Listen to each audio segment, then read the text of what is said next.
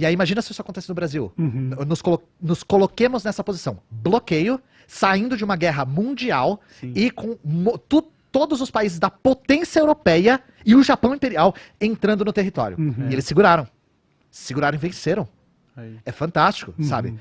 E aí começa a luta pela propaganda. Então, era o que eu tava falando, Cauê. Imagina se os trabalhadores brasileiros olham o que aconteceu na Rússia e falam assim, caralho, então é tudo nosso mesmo?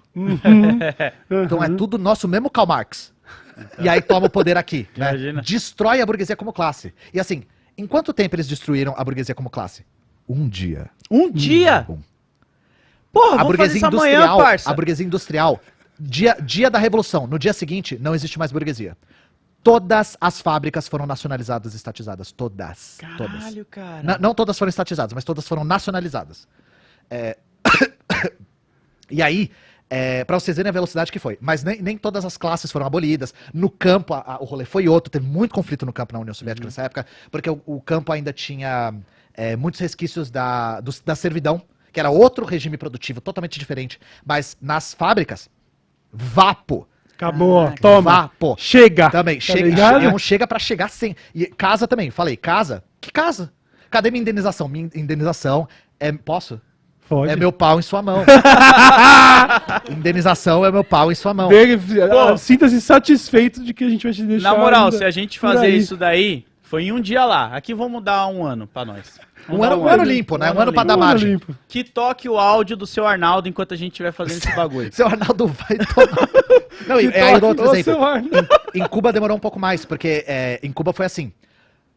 Você pode ficar aqui e virar trabalhador, ou você pode gentilmente ser convidado a se retirar. Quer sair fora também? Você pode gentilmente pegar esse barco e ir pra onde você quiser, sabe? Sinta-se convidado. Porque também a ideia não é matar ninguém, sabe? E uma das coisas que aconteceu, por exemplo, no Vietnã, na China aconteceu muito isso.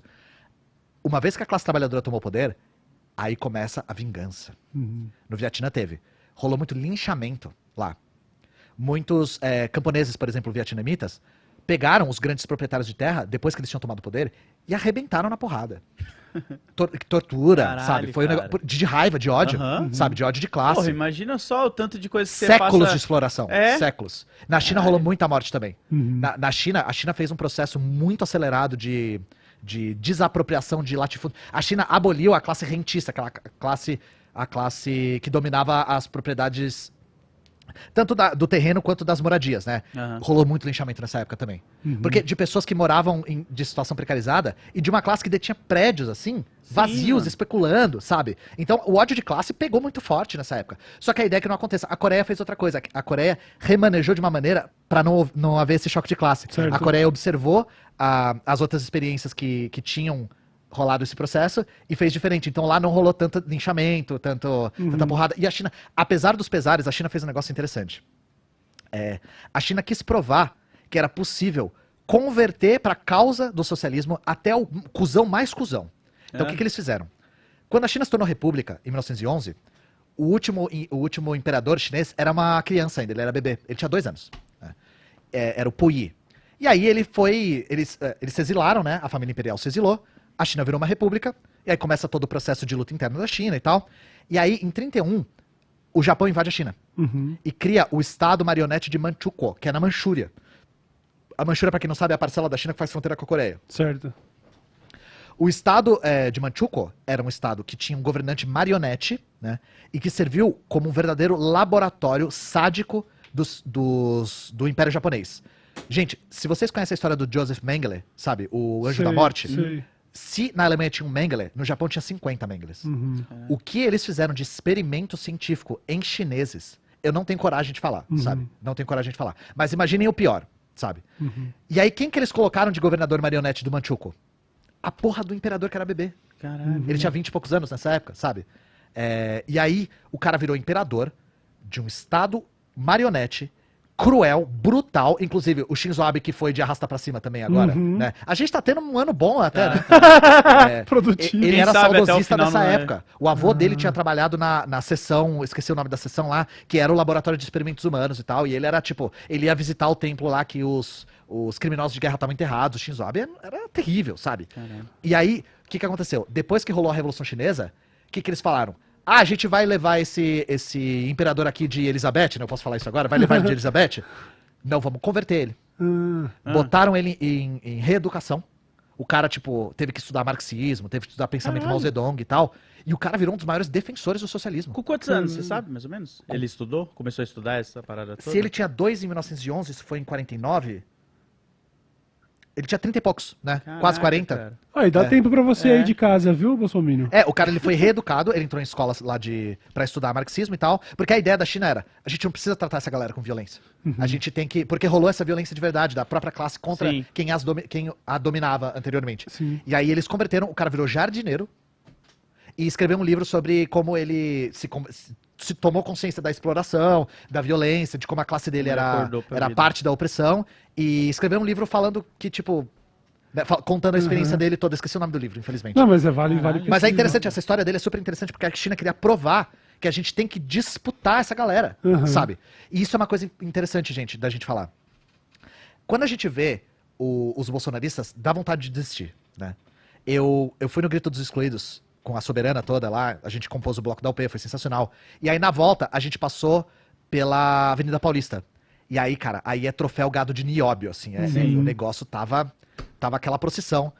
E quando você vê os caras falando assim, eu só assisto o Jovem Pan porque é a única que conta a verdade. Você fala assim, mano, vai ter que sacrificar, sabe? Não tem mais o que fazer. Só que a gente tem que disputar essa galera, porque se a gente falar, bom, estamos dispostos a nos render perante 30% da população. Não dá, né? 30% que votou no Bolsonaro, joga no lixo. Não, cara. Não dá, a gente tem que disputar. A gente tem que disputar a consciência dessa galera.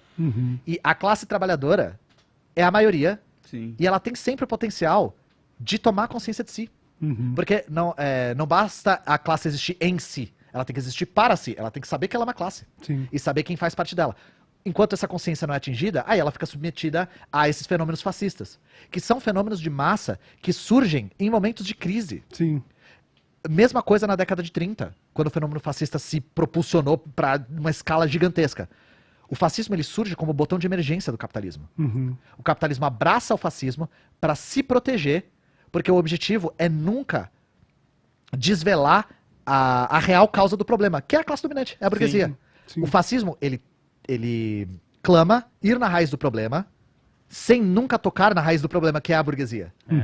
A burguesia nunca é o problema. Inclusive, se vê o fenômeno nazista, quantos burgueses não estavam fechados com Hitler? Quantas marcas não... É assim, nunca pergunte onde tal marca estava na década de 30, né? Isso. A Volkswagen, a IBM... Nunca pergunte pros Minions lá do GRU aqui, vilão eles serviram também nessa época, porque a resposta pode te deixar meio traumatizado. Não conheço... não observe onde estavam na década de 30, né? Porque... A burguesia toda fecha com o fascismo para se proteger da revolta da classe trabalhadora em momentos de crise, sabe? E, novamente, a própria classe dominante, a própria burguesia, pode não estar fechada com o Bolsonaro. Sim. A própria burguesia pode preferir o NPC do Novo lá. Pode preferir o Amoedo. Só que o Bolsonaro, ele se mostrou capaz de derrotar um projeto mais popular. Sim. E aí, cara, mesma coisa com o Collor. Não que o Collor seja idêntico ao Bolsonaro, tinha semelhanças, mas não era idêntico. O Collor não foi a primeira escolha da burguesia brasileira, depois da ditadura, né? Que foi a primeira eleição direta para a presidência. Mas ele foi a opção que se mostrou capaz de derrotar o Brizola e derrotar o Lula depois. Então, assim, a burguesia abraça até o capeta Pois que é. se for para cercear a movimentação da classe trabalhadora. Como diz a música lá, hein? Vocês produzem a miséria e nos impede de chegar a nível social. A burguesia fede. Ah, Aí. sim. E pode falar assim, tá bom? Desde que você não seja filho do dono da Vigor, relaxa. Você pode ter uma roupa da Gucci e odiar a burguesia. Se você Tá pagou, tudo eu nem bem. sei se isso é verdade, porque falaram, o ingresso custa R$1.000. Não é verdade, né? Não é verdade. É. E ainda que fosse. E ainda Se você exato, mas pagou, meu ponto era parcelou esse. o ingresso. Meu ponto é esse. Se você pagou R$1.000 no ingresso, tu não é burguês, bicho. Pois é. Desculpa, sabe? Pois é. A gente tem que ter consciência de classe. E, novamente, a gente tem que ser resistente a esse discurso. Porque a gente está colocando trabalhadores contra trabalhadores. Sim. E isso não só enfraquece a nós próprios, como esconde a real causa do problema. Por isso que a gente tem que combater esse tipo de discurso, sabe? Exatamente.